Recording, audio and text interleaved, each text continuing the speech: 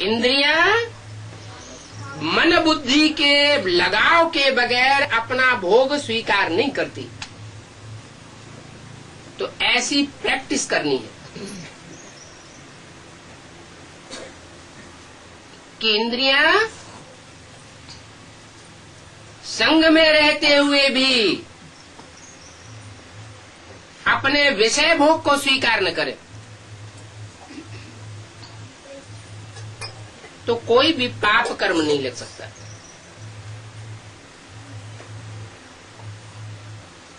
फिर इसके लिए हमको सैंबल किसको रखना है?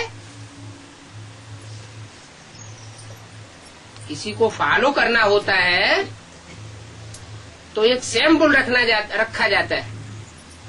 हमारा सैंबल है शिव बाबा। 2-3 रोज जैसे मनुष्य भूख हड़ताल करते हैं ना, तो इसमें भी याद करने का ऐसा सख्त पुरुषार्थ करना चाहिए।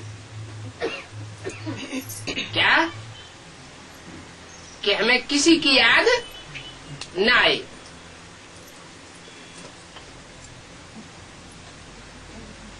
तो हम 2-3 दिन इकट्ठा याद में रहते, जितना हो सके अपने साथ एक की याद करने की प्रतिज्ञा करनी चाहिए कि हम एक के अलावा और कोई दूसरे को याद नहीं करेंगे। याद से अपना जमा तो कर ले वे। कैसी याद से? कैसी याद? विविचारी या अविविचारी? अब विविचारी याद से जमा होगा। खंडित याद होती रहेगी, दूसरों के बीच में याद आती रहेगी, तो घाटा होता जाएगा। सबसे अच्छी बात यह है, चलते फिरते भोजन पर याद की टेव डाल लेनी है। क्या? बैठकर याद करना वो बड़ी बात नहीं। बड़ी बात क्या है? कर्म करते हुए भी, जैसे चलते हैं, भोजन करते हैं, उस समय भी हमें याद रहे तो क्या होगा? भोजन में आसक्ति नहीं होगी। जैसे लगाव पूर्वक कोई चीज खाई जाती है तो वो चीज बार बार याद आती है। बड़ा अच्छा भोजन था, कितना स्वादिष्ट रसगुल्ला था, तो पदार्थों की भी याद आती है। जिन्हें चैतन्य आत्माओं का संग किया जाता है कर्मेंद्रियों से, वो भी याद आती है।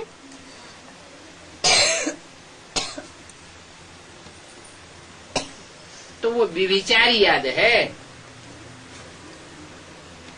ऊंचे ते ऊंचे एक को ही याद करना है,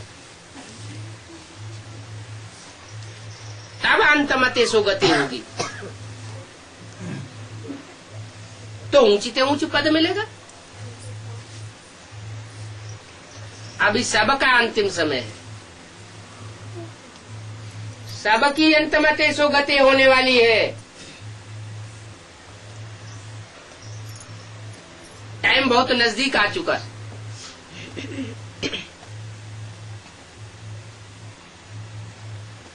इस दुनिया का विनाश सामने खड़ा हुआ है।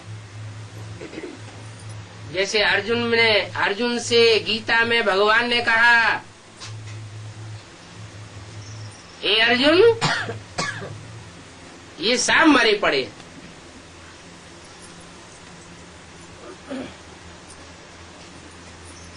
तो क्या उस समय जब शरीर छोड़ना होगा, देह का ममत्व छोड़ना होगा,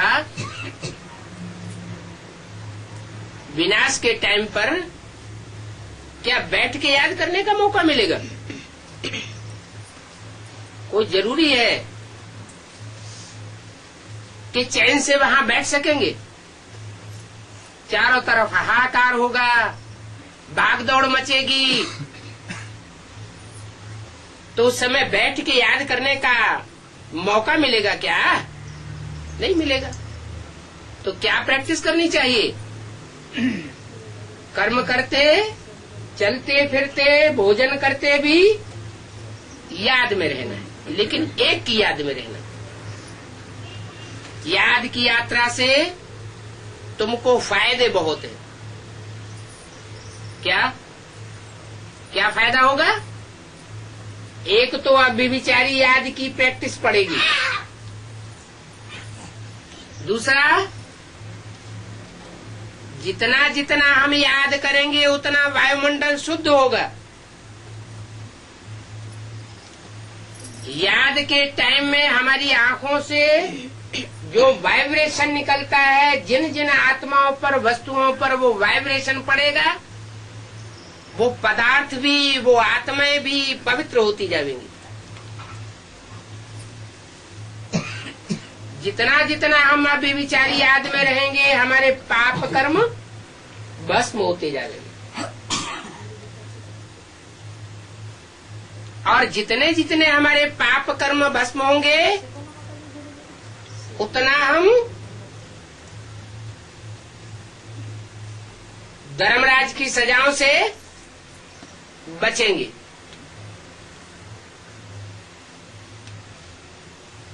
और धर्मराज की सजाओं से जितना जितना हम बचेंगे, उतना उतना हमको ऊंच पद मिलेगा।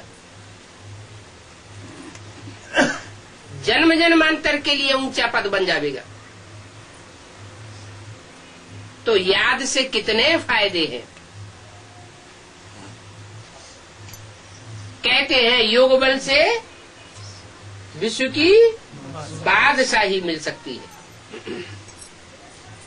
तो जब सारे ही विश्व की बादशाही मिल सकती है, जो विश्व की बादशाही आज तक हिस्ट्री में बड़े बड़े महत्वाकांक्षी हुए, उन्होंने भी विश्व की बादशाही प्राप्त नहीं कर पाई। उन्होंने सोचा कि बाहुबल से हम सारी दुनिया को जीत लेंगे। हिटलर, नेपोलियन, मुसोलिनी, कोई भी विश्व के ऊपर विजय प्राप्त नहीं कर सके।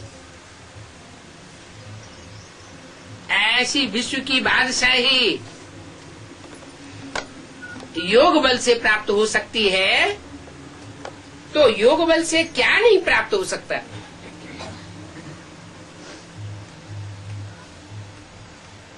ये याद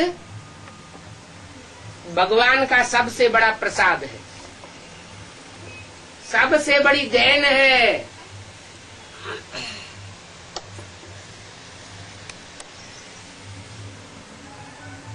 जो इच्छा करे हो मन माई, हरि प्रसाद कछु दुर्लभ नहीं। कोई भी इच्छा करो, याद के बल से वो इच्छा पूर्ण हो सकती है। याद में इतनी ताकत बताई, उस गीता में भी जो मनुष्यों की लिखी हुई है, उसमें भी बताया कि संपूर्ण 100% याद में रहने वाला सारी दुनिया का संहार कर दे, सारी दुनिया की हत्या कर दे, तो भी उसके ऊपर कोई पाप नहीं लगेगा। और इससे ज्यादा क्या हो सकता है? तो याद का प्रताप बहुत कुछ कर सकता है। नेगेटिव भी कर सकता है, पॉजिटिव भी कर सकता है।